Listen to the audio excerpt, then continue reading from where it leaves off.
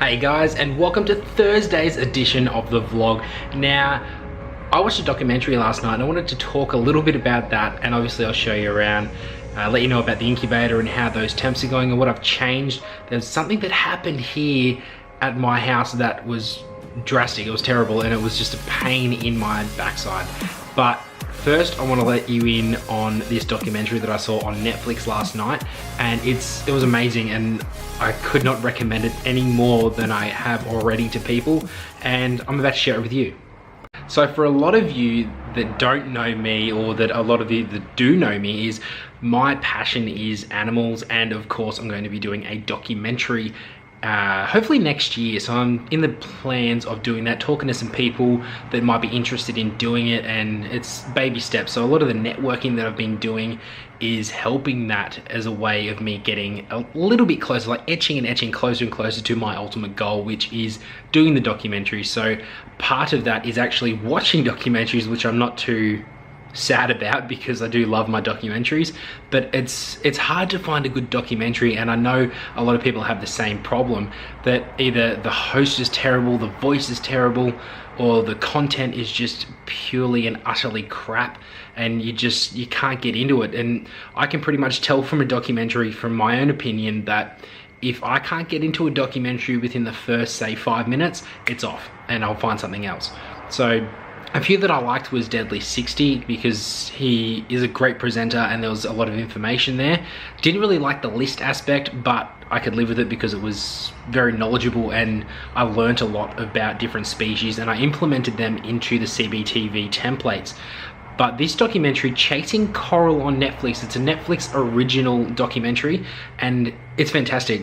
It touches on things like climate change. It touches on things like how a coral is actually a living organism and an animal that uses microalgae to produce a food source and sustain itself. So it's amazing how this living creature can actually produce its own food inside of itself to grow and make the reef look bigger and bigger, with so many different species as well. It's just amazing how they work, and it makes me intrigued about marine biology as well. So it could be another little aspect there that I could sidestep into at some point.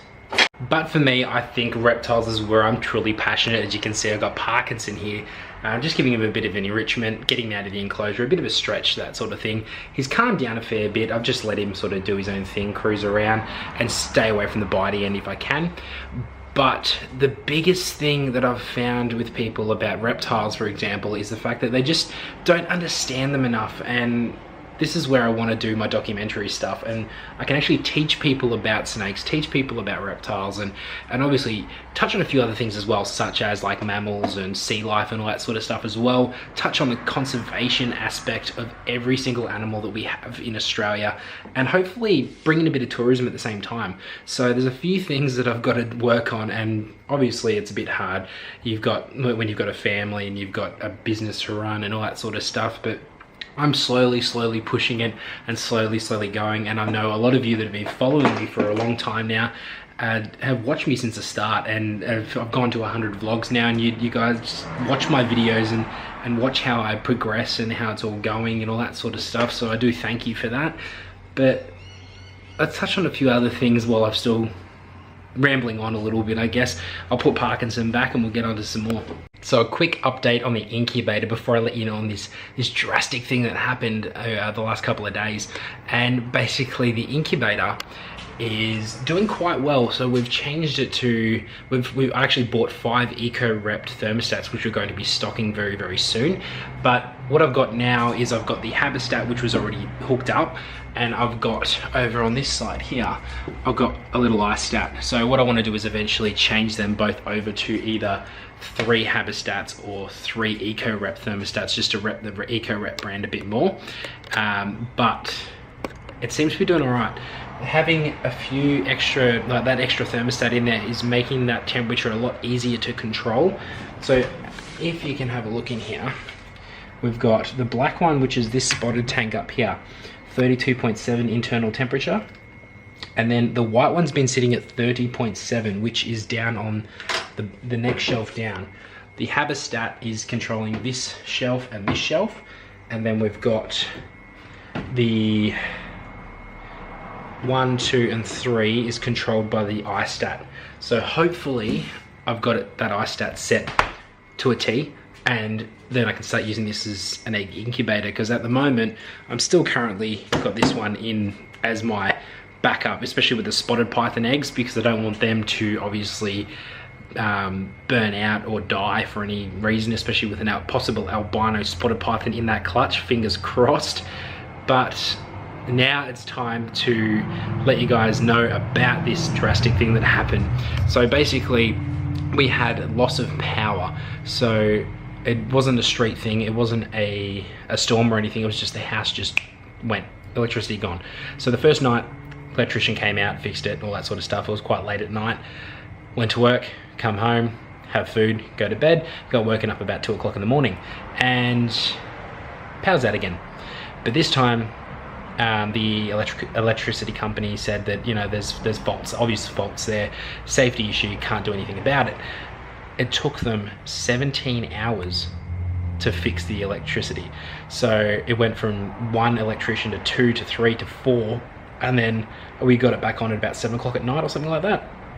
And then I went, all right, I've got to go through all these enclosures back here and rewire and make sure they got all the thermostats properly done, get rid of the fix this up, fix out over here in this area, and a few other things I had to do. So I had to get straight onto that, so I had heat. But how's that? Like 17 hours with no power, so we lost a bit of food. Reptiles all good, so it's fantastic. But that's the thing about reptiles, is they're so hardy and you don't need to worry about it. I guess if I had eggs, then it would be a bit different, but I have to contact someone and take them over and get them back into a incubator so they're safe and still at that temperature, otherwise they may become they might die. So it's a bit of a sigh of relief to see that the electricity is on and everything's all back to normal. But enough rambling, I'm going to end the vlog here. Hope you enjoyed it today. It was a bit of a going for the last couple of days, but all good now. Reptiles are doing well. Woma and Spotted are due to lay very, very soon, and I've said that multiple times, and I feel like I'm a bit all over the shop with this weather and trying to get the patterns right for the snakes, but I'll get there eventually. And then I'll do a vlog when they do lay. So until then, don't forget to subscribe to the channel. Have a fantastic weekend, and tune in on Saturday night. Josh's podcast is live. Ask me a couple of questions while I'm on there, because I'm going to be sitting in this hot stinking garage talking shop about reptile businesses, snakes, breeding, CBTV, all that sort of stuff. So tune in on there, and yeah, I'll see you on Monday.